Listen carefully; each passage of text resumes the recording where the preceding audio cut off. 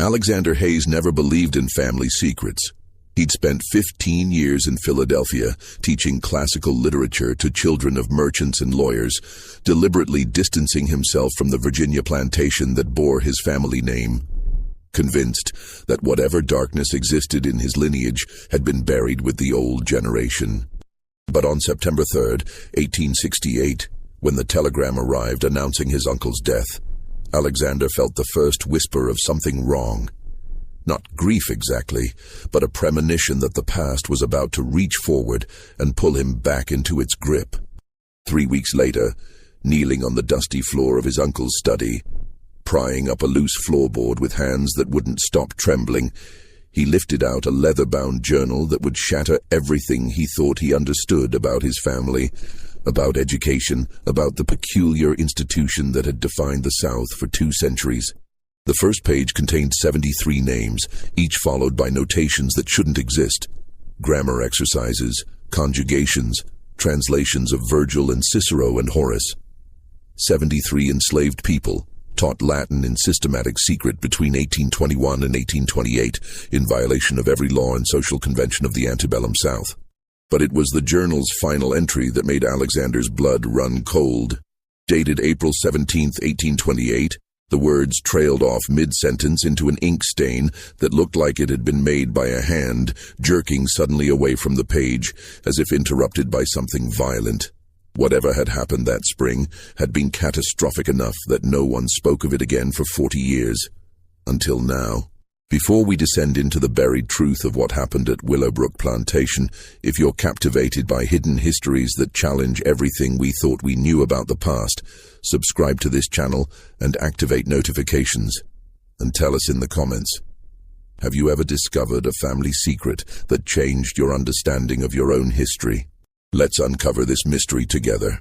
The journey from Philadelphia to Willowbrook took Alexander 3 days by train and coach, each mile carrying him deeper into a landscape he'd spent years trying to forget.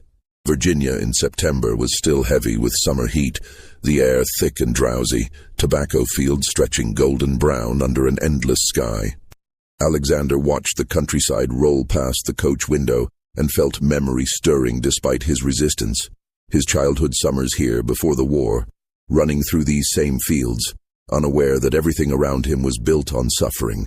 He'd left in 1853 at age 17 to attend university in Pennsylvania, and he'd found reasons to avoid returning ever since. His father had died in 1843. His mother remarried and moved to Baltimore, and his Uncle Thomas had managed the estate alone for 25 years. They'd exchanged letters occasionally, polite updates about weather and health, but nothing of substance. Alexander had preferred it that way. The telegram from the lawyer, Josiah Vance, had been brief and formal. Thomas Hayes, deceased September 1st. Heart failure. As sole heir, your presence required to settle estate. Vance and Associates, Fairhaven, Virginia. No condolences, no details, just legal necessity compressed into 30 words. Alexander had packed a single trunk, arranged a substitute teacher for his classes, and departed within 2 days, driven more by obligation than grief. He barely remembered his uncle, a tall, thin man with sad eyes and ink-stained fingers, who'd seemed old even when Alexander was young. Fairhaven was the kind of small Virginia town that looked like it had been sleeping since before the war and hadn't quite woken up yet. Main Street held a general store, a church, a modest courthouse, and the law office of Josiah Vance, whose brass nameplate was the shiniest thing in sight. Vance himself was a compact, efficient man in his 50s, with silver hair and the carefully neutral expression of someone who'd learned to keep his opinions private. "Mr. Hayes," Vance said, shaking Alexander's hand with professional firmness. "Thank you for coming so promptly. I trust the journey wasn't too difficult." "Long but manageable," Alexander replied. "I appreciate your handling matters in my absence." Vance gestured to a chair and opened a folder on his desk. "The estate is straightforward. 400 acres, the main house, various outbuildings. No debts. Your uncle lived modestly, kept to himself. The property is yours free and clear, though I'll be frank. It's not worth what it was before the war. Land values have collapsed, and without He paused delicately. Without the previous labor system, farming on that scale is no longer profitable. Most planters in this area have sold out or subdivided their holdings. I'm not planning to farm it, Alexander said. I'll need to assess the property, determine what makes sense, perhaps sell it or rent it out. Of course. Vance pulled out a key ring. I've had the house maintained since your uncle's death. His personal effects are all in place. I should mention, he hesitated, choosing his words carefully. Your uncle was an unusual man, Mr. Hayes.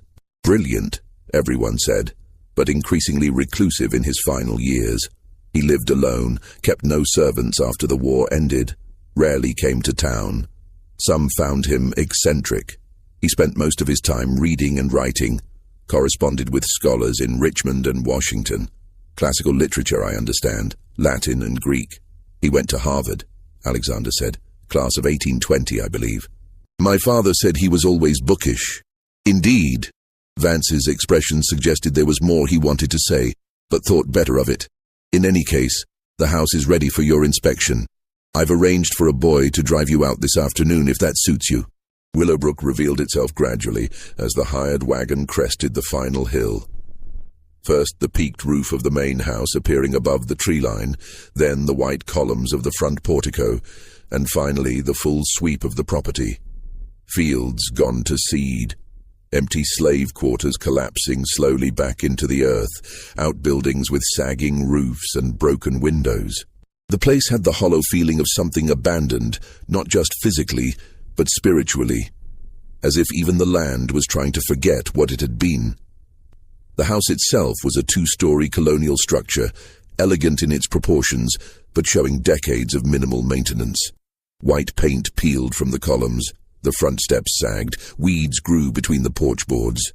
The boy who'd driven the wagon, a local farmer's son, no more than 15, helped unload Alexander's trunk and departed quickly, as if reluctant to linger. They say the place is haunted, sir, he offered as he climbed back onto the wagon. Say old Mr. Hayes never slept peaceful. Alexander said nothing to that, just watched the wagon disappear down the long drive, then turned to face his inheritance. The front door was unlocked. Inside, dust hung in the air like suspended time, visible in the bars of afternoon light slanting through shuttered windows. The entrance hall stretched back to a staircase, rooms opening off to either side, parlor, dining room, library. Everything was precisely arranged, furniture covered with dust sheets, but the air was stale and close, as if the house had been holding its breath. Alexander walked through slowly, pulling back sheets to reveal furniture from his grandfather's era. Heavy, dark, imposing pieces that spoke of wealth and tradition. Nothing had been updated in decades. It was like stepping into 1840 and finding it perfectly preserved. His uncle's presence was most evident in the library, floor-to-ceiling shelves crammed with books, more books stacked on tables and chairs, creating narrow pathways through the room. Alexander examined the spines. Plato's Republic, Aristotle's Ethics, complete works of Tacitus and Plutarch, volumes of Roman poetry, Greek drama, philosophical treatises in Latin, French, and German. His uncle had accumulated a serious scholar's library, the kind of collection that belonged in a university, not a remote Virginia plantation. Upstairs, the bedrooms were simpler. Guest rooms stood empty and unused. His uncle's bedroom was monastic, a narrow bed, a washstand, a single chair. The man had clearly lived without comfort or decoration, as if he'd been punishing himself for something. But the study, the room at the end of the upstairs hall facing east, was different. This was where Thomas Hayes had spent his final years, and the space showed evidence of obsessive occupation. The desk was piled with papers, correspondence, manuscripts, pages of translations in his uncle's neat hand. The shelves held more classical texts, many with bookmarks and marginal notes. A worn armchair sat by the window, positioned to catch morning light. This room felt lived in, worked in, agonized in. Alexander spent his first evening sorting through the obvious papers on the desk. Letters from other scholars, discussing points of Latin grammar or debating interpretations of Virgil. A half-finished translation of one of Seneca's essays on moral philosophy. Notes for what looked like an article on the influence of Stoicism on early Christian thought. His uncle had been a serious, perhaps even brilliant classical scholar, working in complete isolation. Why? Why retreat from the academic world to this remote plantation to live alone and pursue learning that no one would ever see? He slept poorly that first night in one of the guest bedrooms, waking repeatedly to the unfamiliar sounds of the old house settling, wind in the eaves, the distant call of an owl. When dawn finally broke, he rose exhausted and returned to the study, determined to organize his uncle's papers systematically. That's when he began really examining the desk itself. It was a massive piece of furniture, mahogany, with multiple drawers and compartments. Alexander worked through them methodically, pens and ink, blank paper, sealing wax, stamps, the usual contents of a scholar's desk. But when he pulled out the bottom drawer on the right side, which had stuck slightly, he noticed that the drawer seemed shallower than it should be, given the external dimensions of the desk. He pressed on the bottom, and it gave slightly. A false bottom. He removed the drawer completely, set it aside, and reached into the empty space. His fingers found the edge of a board that had been cut to fit precisely, but not nailed down. He pried it up carefully. Beneath, in the hollow space between the drawer and the actual bottom of the desk, was a leather-bound journal tied with a faded ribbon. Alexander lifted it out with hands that had begun to shake without him quite understanding why. The leather was worn smooth with handling, the ribbon brittle. He carried it to the window where morning light was streaming in, and carefully untied the ribbon. The journal opened to reveal his uncle's handwriting, younger and steadier than the writing Alexander had seen in the recent correspondence, but unmistakably the same hand. The first page bore only a date and a warning. March 15, 1821. Private record. For my eyes only. What follows must never be discovered. I write this knowing that if anyone finds it, the consequences will be catastrophic not just for me, but for everyone involved. Yet I must document this. History should know, even if history cannot know now. Perhaps someday, when the world is different, someone will read this and understand what we attempted here. Alexander turned the page, his heart pounding for reasons he couldn't yet articulate. What followed was a list that seemed innocuous at first glance, but became increasingly impossible as he read. Marcus Johnson, age 34, field worker. Began studies March 20th. Completed first declensions April 10th. Exceptional aptitude for grammar. Diana, age 27, house servant. Began studies March 26th. Memorizes poetry with single reading. Natural gift for language. Benjamin, age 19, blacksmith's apprentice. Began studies March 23rd. Struggles with abstract concepts but shows remarkable determination. The list continued. 73 names in total, spanning 7 pages. Beside each name, his uncle had noted age, occupation on the plantation, date they began studies, and comments on their progress. And every entry referenced declensions, conjugations, translations, Latin authors, Caesar, Virgil, Horace, Ovid. Alexander sat down heavily in his uncle's chair, the journal open before him, and tried to process what he was reading. In 1821, in Virginia, it was illegal to teach enslaved people to read or write. The law was explicit. Any person who assembled slaves for the purpose of teaching them reading or writing would be subject to fines and imprisonment. The rationale was equally explicit. Literacy led to unrest, to ideas of freedom, to organized resistance. The entire social structure of slavery depended on keeping enslaved populations ignorant, isolated, unable to access the written word that might wake them to their own oppression. And yet here was documentary evidence that his uncle Thomas, fresh from Harvard at age 23, had systematically taught 73 enslaved people classical Latin.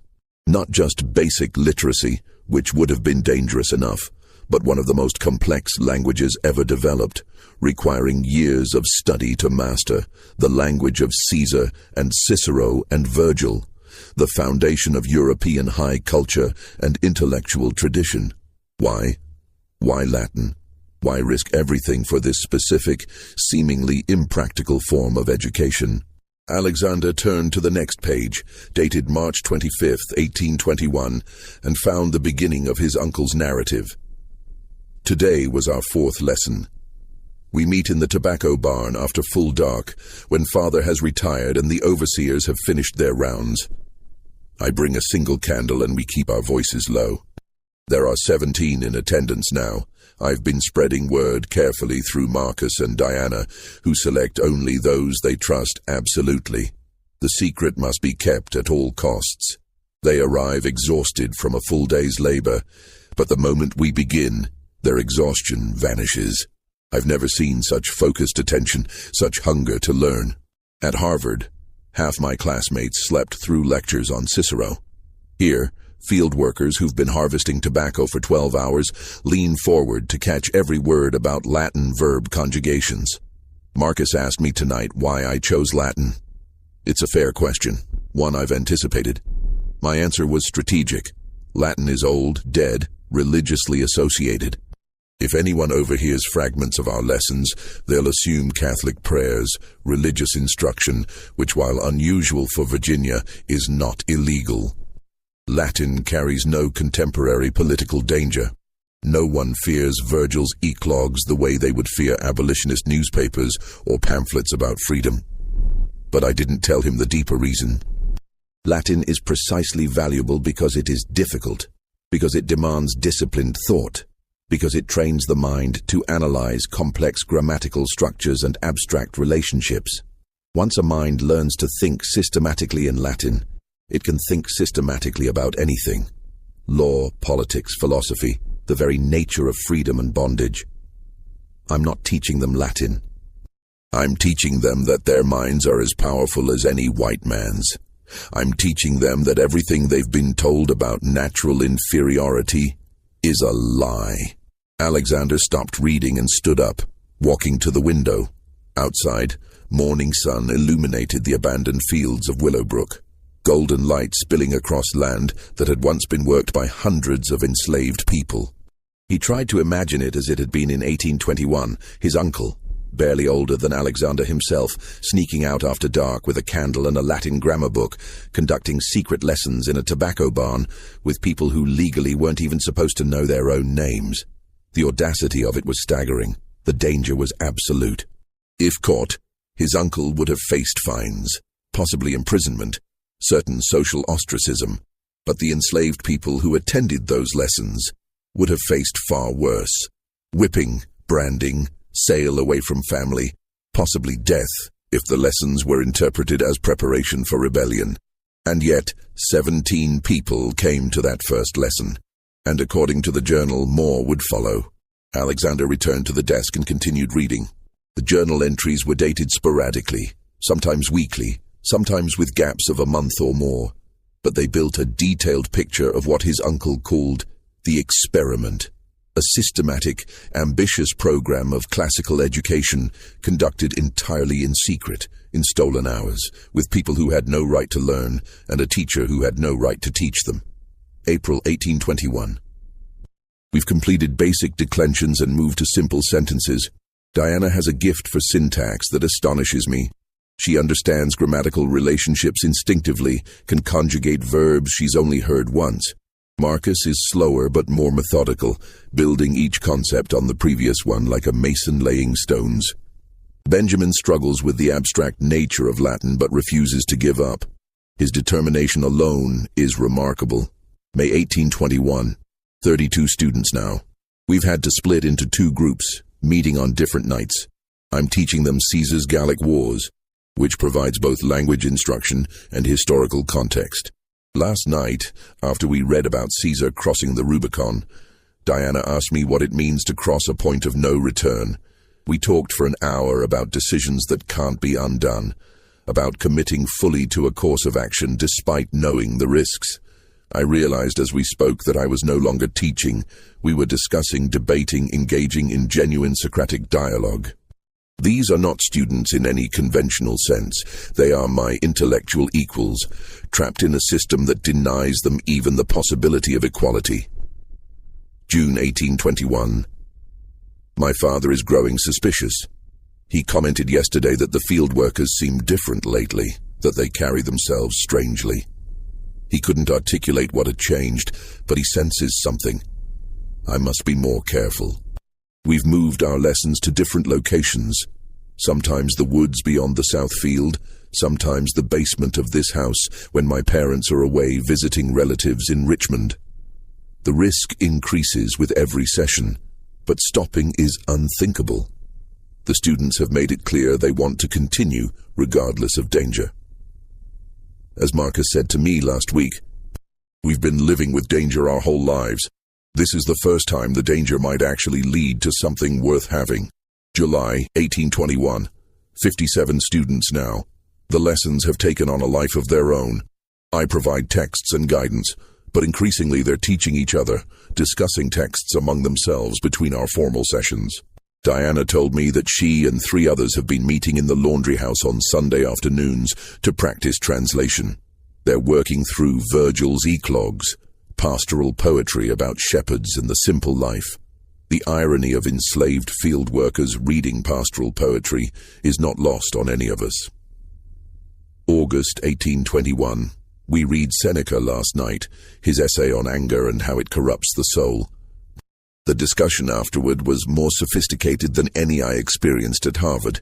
Marcus observed that Seneca himself had been advisor to Nero, had participated in imperial power even while writing about virtue and restraint, and asked whether philosophical wisdom means anything if it doesn't translate to moral action. I had no good answer. The question keeps me awake nights. The journal continued through 1821 and into 1822, documenting the expansion and deepening of the secret education. Alexander read with growing wonder about enslaved people debating Stoic philosophy, discussing the fall of the Roman Republic, translating Horace's odes about the brevity of life and the importance of living with integrity. His uncle's pride in their accomplishments was evident in every entry, but so was his constant anxiety about discovery. And then, in April 1823, disaster struck. April 8th, 1823. My world is collapsing. Father knows something. I don't know how much, but he knows. Yesterday I was walking to the barn for an evening lesson, and I saw him watching from the study window. He said nothing then, but this morning at breakfast he asked me very deliberately what I'd been doing in the barn so late at night. I said I'd been checking on a sick horse. He stared at me for a long moment, and I saw doubt in his eyes. Suspicion, but also something else. Fear. He's afraid of what I might be doing, afraid of what it might mean for the family, for the property, for his position in society. I told the students tonight that we must suspend lessons for at least a month. Let suspicion die down. They accepted this reluctantly but understood the necessity. April 15th, 1823. Catastrophe. Marcus was found in the stable reading a book I'd lent him, Ovid's Metamorphoses. Father saw him with it, recognized Latin text immediately, seized the book, and confronted me in my study that same night. I tried to lie, said Marcus must have stolen it, couldn't possibly read it. Father didn't believe me but wanted to believe me. I could see that conflict in his face. He needs to believe his son isn't betraying everything the family stands for, but he can't ignore what he saw. This morning Marcus was whipped in the yard. 20 lashes. I was forced to watch.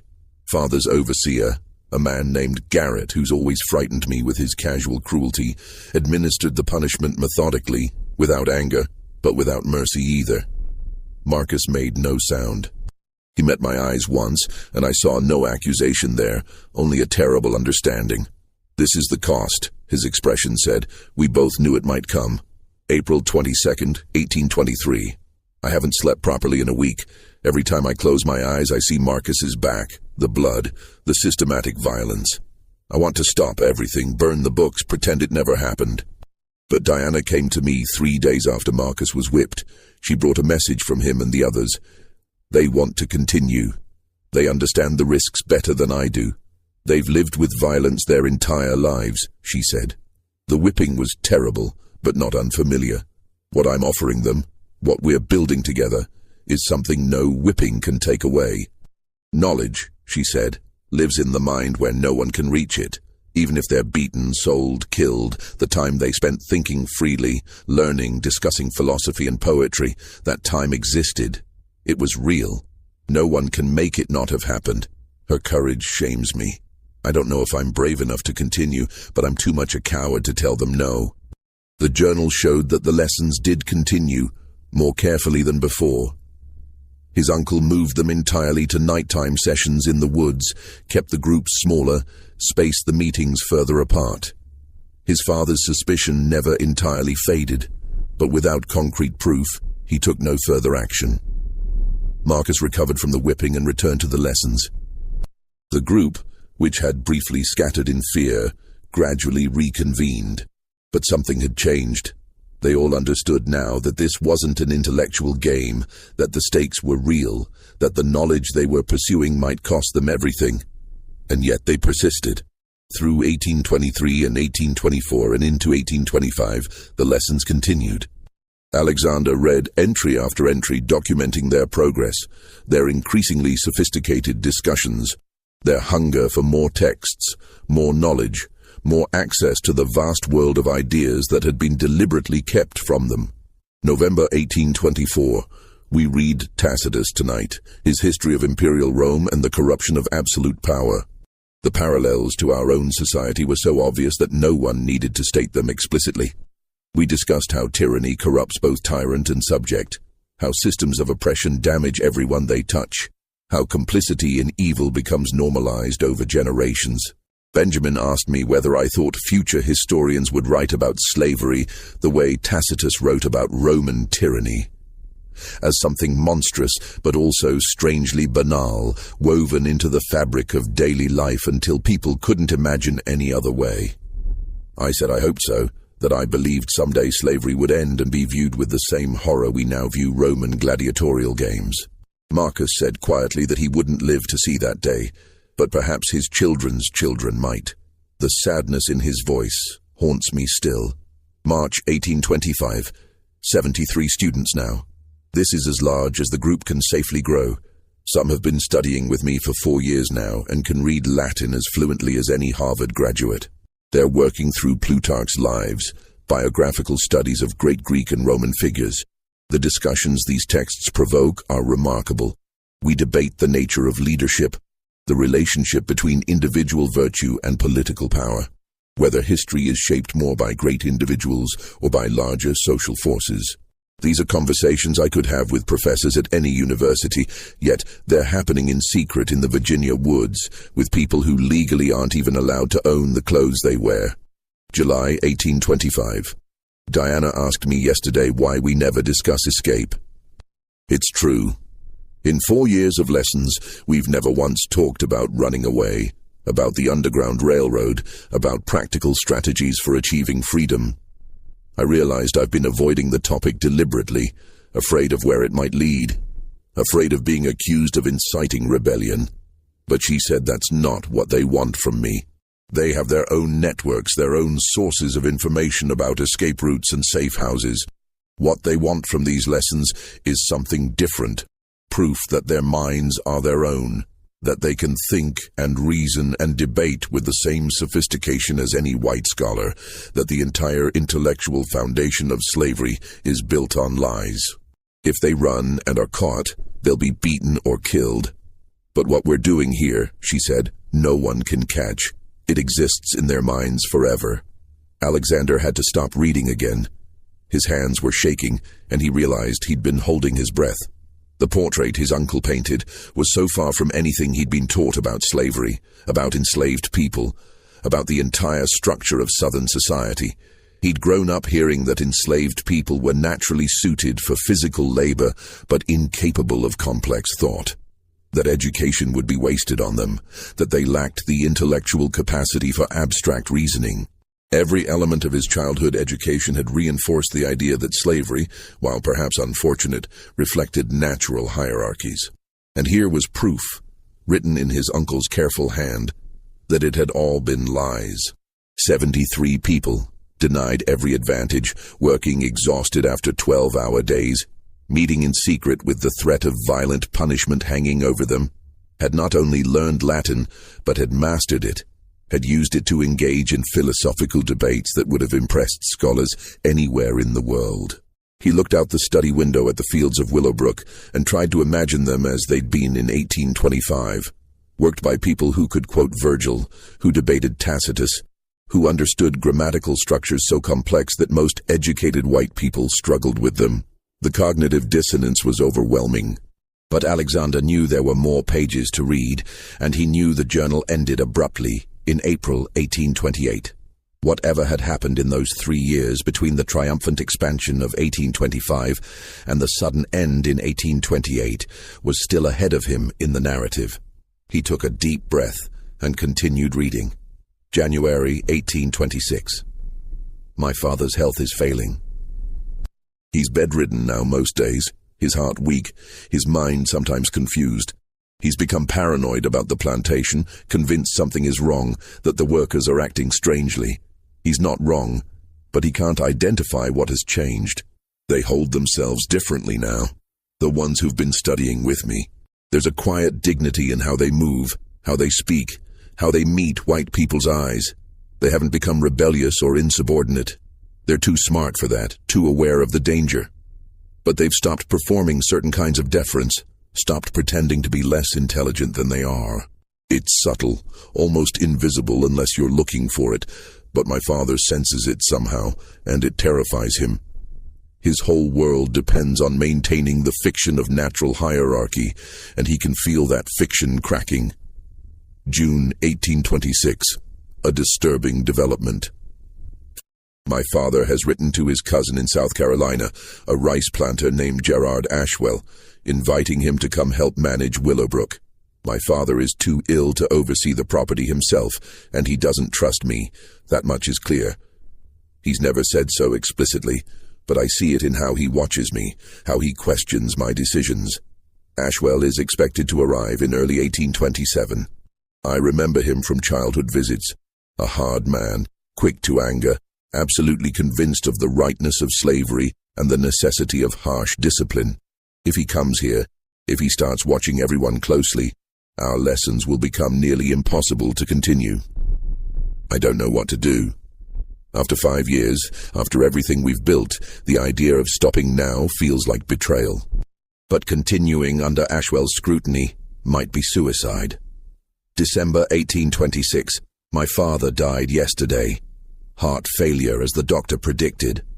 I should feel grief, but mostly I feel relief, which makes me despise myself. His last words to me were a warning. Watch them carefully, Thomas. They're planning something, I know it. He died believing his slaves were conspiring against him, never knowing that what they were actually doing was studying Roman poetry. The funeral is tomorrow. Gerard Ashwell sent a telegram saying he'll arrive in March as planned, to help me establish proper order on the plantation. The language of his telegram made my skin crawl. March 1827. Gerard Ashwell arrived today. He's worse than I remembered. Brutal, suspicious, intelligent in a cold, calculating way. He spent his first afternoon walking the property, inspecting everything, assessing what he called the stock, as if they were cattle. He told me over dinner that he'd heard my father had grown lax in his final years, that discipline needed to be reimposed. He's already identified several workers he considers insolent and recommended they be whipped or sold as examples. I managed to talk him out of immediate action, but I don't know how long I can moderate his impulses. The lessons are suspended indefinitely.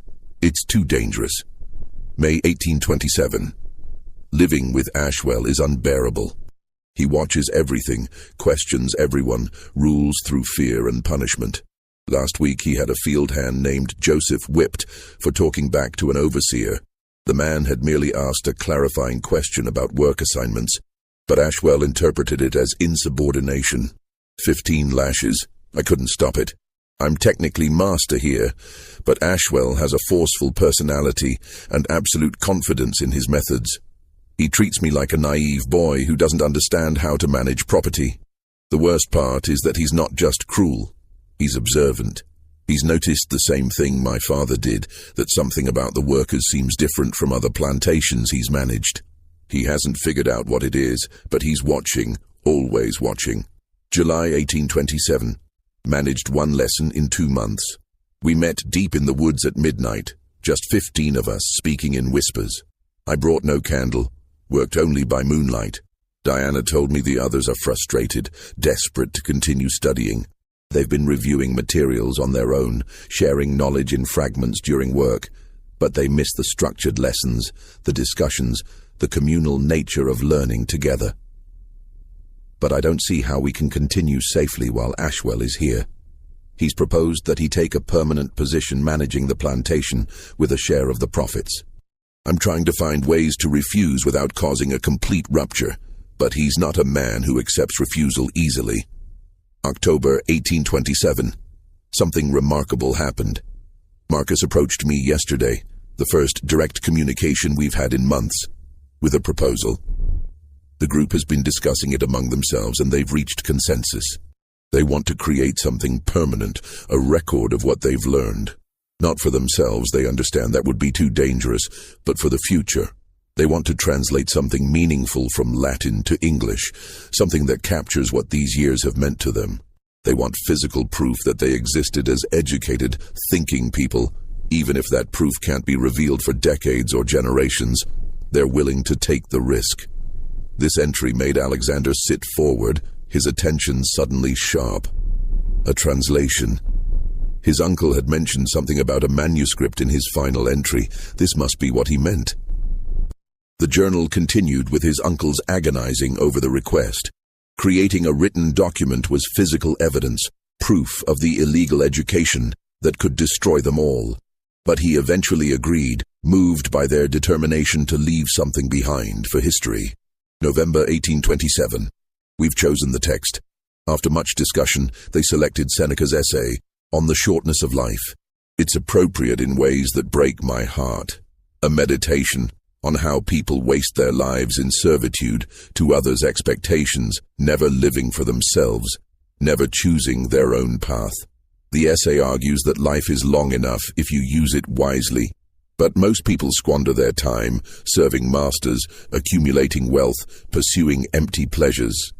We'll divide the text into sections, with different students translating different parts, then come together to unify the translation. It will take months, maybe longer. Every moment we work on it increases the danger. January 1828. The translation is progressing. They work in small groups of 2 or 3, meeting briefly during any stolen moment. Sundays, early mornings, late nights. Each group takes a section of the essay, translates it from memory with minimal access to the original Latin text. Then they pass their sections to Diana, who's acting as chief editor, standardizing the language and checking accuracy. My role is minimal, occasionally consulting on difficult grammatical constructions or obscure vocabulary, but the work is fundamentally theirs. When this is finished, it will represent the collective intellectual achievement of 23 people. Not all 73 are participating, some are too frightened or don't want the risk of written evidence, but 23 have committed fully to the project. March 1828. The translation is nearly complete. Diana has compiled all the sections into a unified whole, 30 pages written in her careful hand, with the Latin text on one side of each page and their English translation facing it. I've reviewed it for accuracy, and it's extraordinary. Not just technically proficient, but genuinely insightful. Their translation captures nuances of Seneca's thought that many professional scholars miss. When this is done, I'll hide it with this journal. Perhaps someday, when slavery is finally ended and people can acknowledge this history without destroying lives, someone will find it and understand what these people achieved against impossible odds. April 2nd, 1828. Ashwell is asking questions.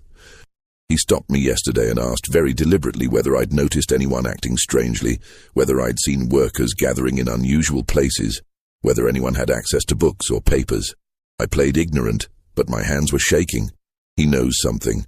I don't know what or how much, but he suspects.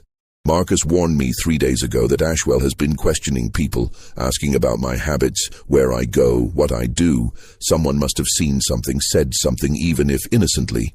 The translation is complete. I need to hide it immediately and tell everyone to stop all activities, any hint of education or reading. The danger has become acute. April 10th, 1828. Living in daily fear now. Ashwell watches me constantly. I've hidden the translation manuscript with this journal beneath the floorboard, but having physical evidence makes every moment terrifying. I should destroy it, but I can't. It represents too much, means too much. 23 people poured their minds and hearts into that translation, working for months, taking enormous risks because they wanted to prove to history that they existed as thinking, educated human beings. To destroy it would be to erase them, to pretend it never happened, to let slavery win even in memory. I won't do it. I'll keep it hidden, keep it safe, until some distant future when the truth can be acknowledged. April 17th, 1828.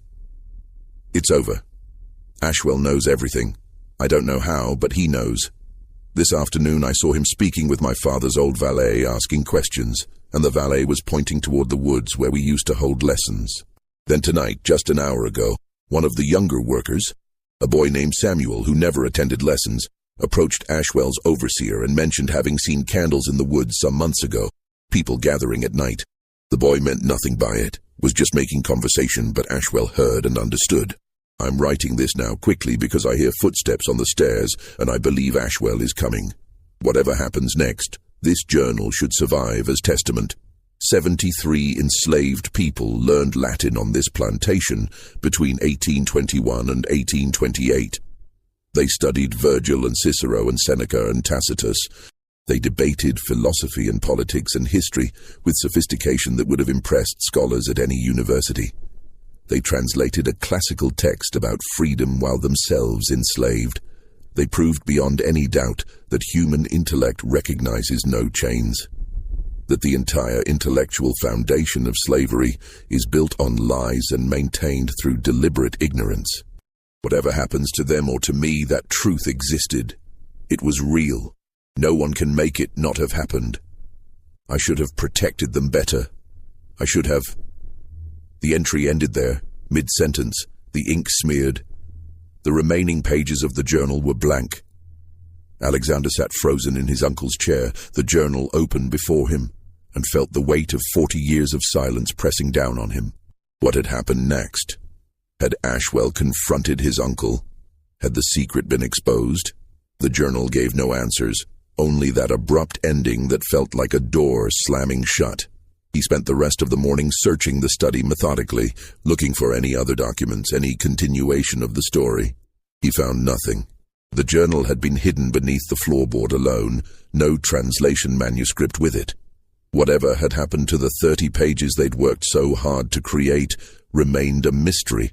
The plantation records, which Alexander had reviewed with Josiah Vance the day before, showed no unusual events in April 1828. No sales, no runaways, no legal proceedings. Just routine notations about planting schedules and expenses. But the silence itself felt deliberate, like something had been carefully erased from the official record. Alexander decided he needed more information. The next morning he rode into Fairhaven and went to the county records office. The clerk was an elderly man named Joseph Patterson, who'd worked there for over 40 years and remembered everything. "Looking for information about your family?" Patterson asked, pulling down dusty ledgers at Alexander's request. "Going back 40 years, you said? 1828? Yes. I'm trying to trace what happened to some of the plantation workers around that time." Patterson gave him a sharp look. "Curious thing to be researching. Most planters' families prefer not to dig into those details." But he opened the ledger anyway, running his finger down columns of recorded sales and transfers. "What months, specifically?" "April and May, 1828. Patterson flipped through pages, then stopped. His finger traced a long list of transactions, all dated between April 18th and May 15th, 1828, all from Willowbrook Plantation. "Huh," he said quietly. "That's unusual." "What is?" "Your grandfather, well, your uncle by then, I suppose after your grandfather died in 26, sold off a large number of workers that spring. 73, looks like, spread across about a month. That's a substantial portion of a plantation's labor force. Usually, you only see sales like that when an estate is failing or being dissolved. 73. The exact number from the journal. Do the records show who they were sold to? Alexander asked, trying to keep his voice steady. Different buyers. That's the other unusual part. Usually when you're selling off workers, you try to keep the sales local, minimize transportation costs, but these went all over. Georgia, South Carolina, Tennessee, North Carolina. Deliberate dispersal, looks like. Someone went to considerable trouble to scatter these particular people across multiple states. Is there any indication why? Patterson shrugged. Records don't show motive, just transactions. But, he hesitated, then seemed to decide something. There was talk in town that spring. Just rumors, you understand, nothing official.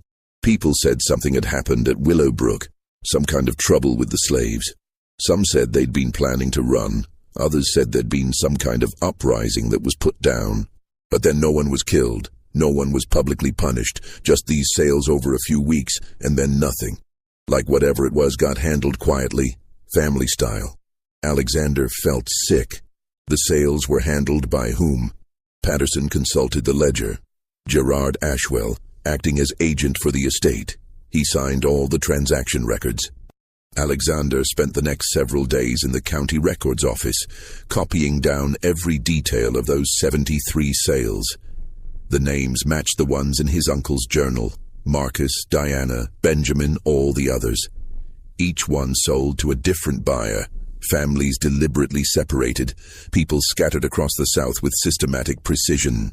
Ashwell had dismantled the entire educated community his uncle had created, broken it apart, and distributed the pieces so they could never reconvene, never share what they'd learned, never pose any future threat.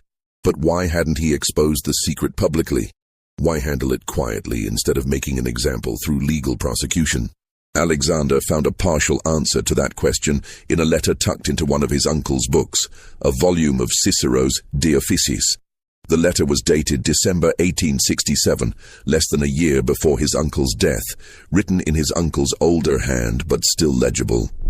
To whoever inherits this house and finds these hidden documents, I've carried the weight of April 17, 1828, for 40 years now. I was 29 years old then, convinced I was doing noble work, believing secret education could help undermine slavery from within. I was a fool. Not because education itself was foolish. Those 73 people proved themselves more capable than any students I knew at Harvard. But because I underestimated how violently the system would protect itself when threatened. Gerard Ashwell discovered everything that night. He came to my study with 2 overseers, and he held the translation manuscript in his hands. He'd found it that afternoon hidden beneath the floorboard. Apparently one of the house servants had noticed a loose board, mentioned it innocently, and Ashwell investigated. He read enough to understand what it was. He gave me a choice. A devil's bargain, he called it. He could expose everything publicly, prosecute me under Virginia law, bring charges that would destroy my family's name, and result in severe public punishment for everyone involved. Under the slave codes, teaching slaves to read could result in whipping, branding, even execution, if authorities decided it was preparation for rebellion. 73 people would suffer spectacularly, publicly, as examples to anyone else who might consider similar actions. Or, Ashwell said, I could remain silent while he handled the situation privately. He would sell off everyone who'd participated in the lessons, scatter them across multiple states to ensure they couldn't reunite or spread their knowledge. He would destroy all physical evidence, and he would tell the remaining workers at Willowbrook that there had been a conspiracy, that the sold workers had been planning violence, and only the master's mercy had spared them from worse punishment. This would serve as both threat and warning. Step out of line and you'll be torn from everything you know. In exchange, I would deed him 40% ownership of Willowbrook, give him full management authority, and never speak of what had happened. My silence would purchase their survival, even if that survival meant separation and loss. I chose silence. God forgive me, I chose silence. I told myself I was protecting them, that private sale was better than public execution, that separation was preferable to death. But the truth is, I was protecting myself as much as them. I couldn't bear the thought of public trial, of facing my Harvard colleagues and Richmond society knowing what I'd done, of bringing shame on my family's name. My cowardice wore the mask of mercy. Over the following month, Ashwell methodically sold every person who'd attended the lessons. He consulted my journal to identify them, used my own documentation to destroy what I'd built. He made me present for every sale, forced me to watch as each wagon departed carrying people I'd taught, people I'd promised dignity and knowledge to. Diana was sold to a rice planter in South Carolina. Marcus went to a cotton plantation in Georgia. Benjamin was sent to Tennessee. All 73 gone, families separated, years of learning scattered like leaves. The workers who remained, those who'd never participated in the lessons, were gathered and told a lie. There had been a plot, Ashwell said, a conspiracy to murder the masters and burn the house. The ringleaders had been identified and removed. This was the consequence of stepping above your station, of forgetting your place. Let it be a lesson. The translation manuscript was burned. I watched Ashwell feed it to the fire page by page, 30 pages of careful translation, months of collective work, the product of 23 brilliant minds reduced to ash in 15 minutes. He kept only my journal, he said, as insurance that I would never speak of this. If I ever tried to tell the truth, he would produce the journal as evidence and bring charges himself. I lived under that threat for 13 years, until 1840, when I finally had enough money to buy Ashwell out. I offered him a substantial sum to leave Willowbrook and never return. He took it and went back to South Carolina. I never saw him again, but the guilt remained. I tried to track down some of the 73 in the years after, but it was impossible. By the time slavery ended in 1865, they would have been elderly or dead, scattered across states, likely with different names and no documentation.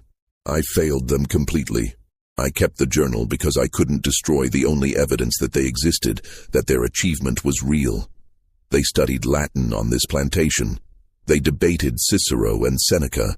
They proved that human minds cannot be enslaved. And I failed to protect them. I don't ask for forgiveness. I document this only so that someone someday might acknowledge what those 73 people accomplished. They deserved freedom and instead received separation and silence. The very least I can do is ensure their story survives, even if I cannot. Thomas Hayes, Jr., December 1867. The letter was signed with a shaky hand. Alexander set it down and noticed there were more pages beneath, other documents in his uncle's hand. He lifted them carefully. One was a complete list of all 73 names with the dates and locations they were sold to. His uncle had documented every sale, kept meticulous records of where each person went. Alexander recognized it as both an act of memory and an act of penance. His uncle forcing himself to remember each person, each place, each loss. The final page was something different. At the top, in his uncle's handwriting, was written, all I could save below were 5 lines in Latin, written in a different hand, graceful, careful lettering that Alexander assumed was Diana's. Non est ad astra mollis aeteris via. There is no easy way from the earth to the stars. Nemo partes personam diuferre. No man can wear a mask for long. Tempus edax rerum time. Devourer of all things dum spero. While I breathe, I hope no laetita bastardes carborundorum. Don't let the bastards grind you down.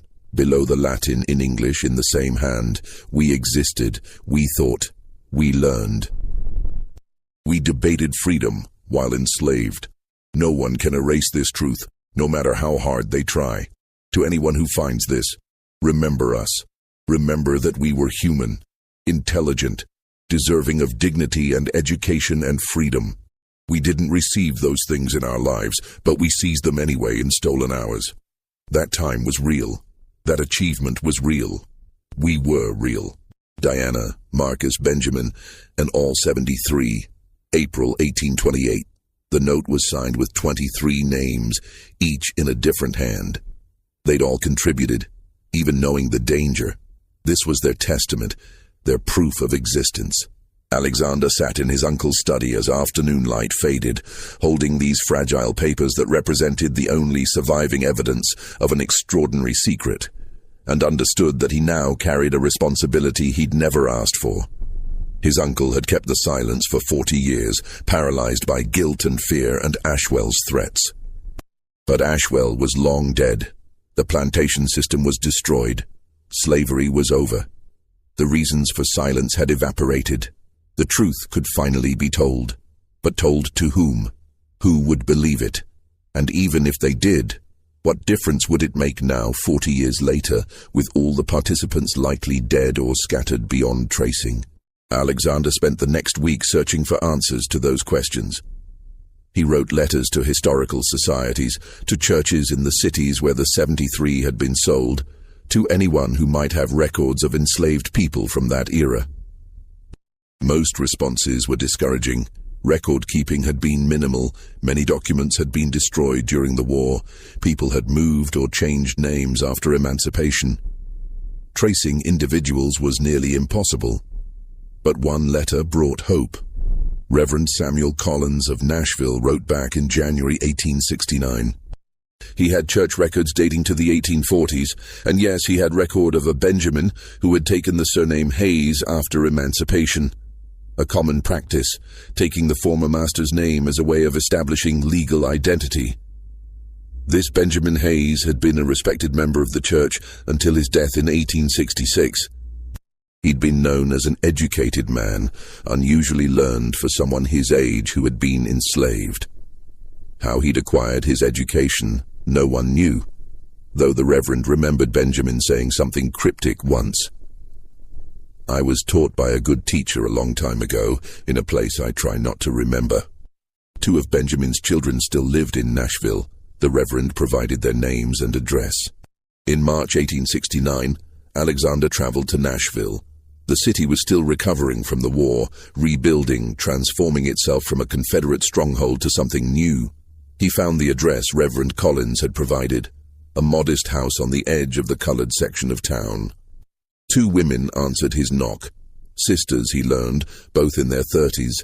Charlotte and Rachel Hayes, daughters of Benjamin. They were understandably suspicious of a white man from Virginia asking questions about their father. Alexander showed them his uncle's journal. They read it in silence, passing pages back and forth, and he watched their expressions change from suspicion to shock to something like wonder. When they finished, Charlotte looked up with tears in her eyes. "Our father never spoke about his time in Virginia," she said quietly. "He was sold away when he was 19, said he'd been separated from his family, but he wouldn't discuss details, said the past was better left alone. But sometimes," she paused, "sometimes he would say things in another language. Just a few phrases, always the same ones. We never knew what language it was." "Latin," Alexander said. "He knew Latin." Rachel's voice was awed. "How?" Alexander explained everything. The secret lessons, the systematic education, the 73 students, the translation project, the catastrophic end in April 1828 when everyone was sold and scattered. He showed them his uncle's notes documenting their father's progress, his determination, his intelligence. He showed them Diana's testament with Benjamin's signature. The sisters sat in silence for a long moment. Then Charlotte spoke. "So that's why he always told us education was the most important thing. He insisted we learn to read and write, even when it was difficult, even when there were no good schools for colored children. He said our minds belonged to us, and no one could take them away if we filled them with knowledge. We thought he was just being philosophical. We didn't know he was speaking from experience. He studied Cicero," Alexander said, "and Virgil and Seneca. My uncle's notes say he was one of the most determined students." Rachel was crying now. "And then they sold him away for it, took him from his family, sent him here, all because he wanted to learn." "Yes, but he survived," Charlotte said fiercely. "He survived, and he raised us, and he made sure we got education even when it was hard. He didn't let them destroy him." Over the following months, Alexander continued his research. He found 3 more of the 73. a woman named Hannah, who'd ended up in North Carolina, a man named James in Georgia, and another woman named Sarah, who'd made her way to Philadelphia after emancipation. All of them had been young students in my uncle's lessons. All of them remembered.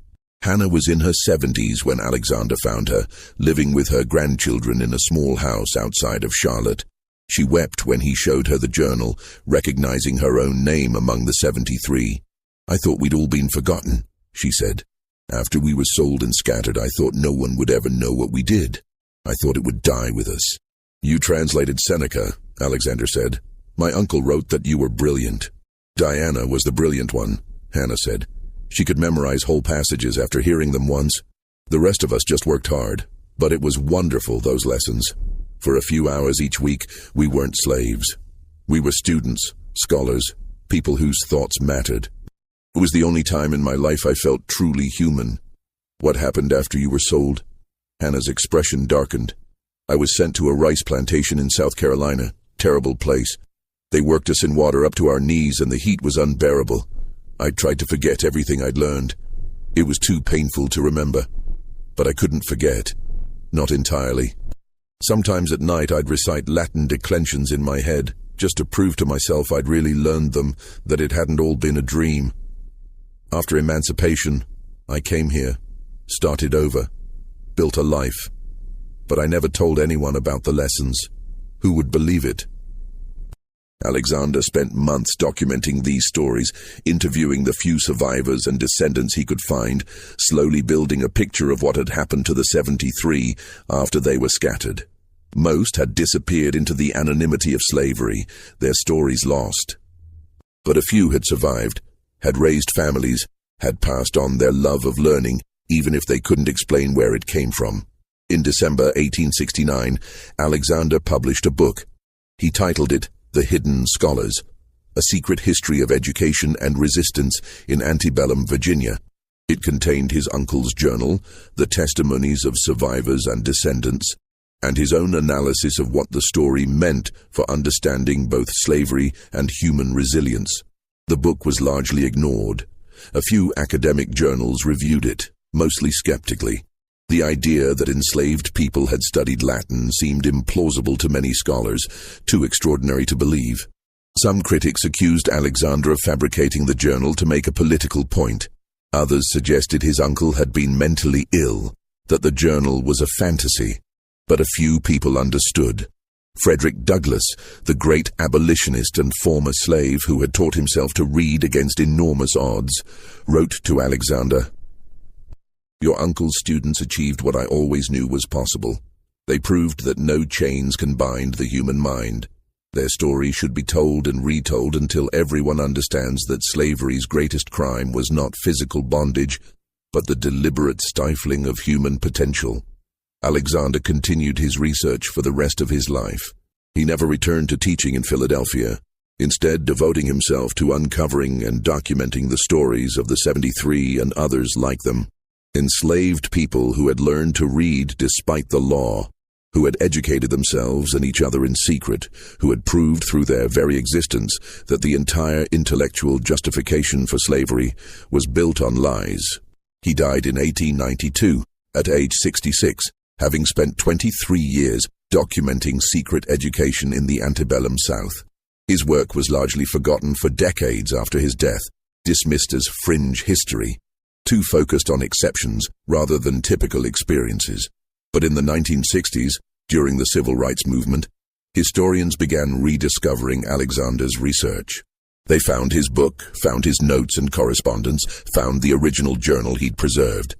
And they realized that what had seemed like an extraordinary exception was actually one example of a much broader phenomenon. Secret education, clandestine schools, enslaved people teaching each other despite the law, creating underground networks of knowledge and literacy that history had failed to acknowledge. The Journal of Thomas Hayes, Jr. is now preserved in the archives of Howard University. Diana's testament, with its 23 signatures, hangs in the Smithsonian National Museum of African American History and Culture. The story of the 73 who studied Latin at Willowbrook Plantation is taught in universities as an example of resistance through education, of human dignity asserting itself against systematic oppression. But for 40 years, that story was silence. For 40 years, the only evidence existed in a leather journal hidden beneath a floorboard. A testament written by people who knew they might never be remembered, but refused to let their achievement vanish entirely. They were right to insist on that testament. They existed, they learned, they thought freely even while their bodies were bound. And no one could take that away from them, not even by taking everything else.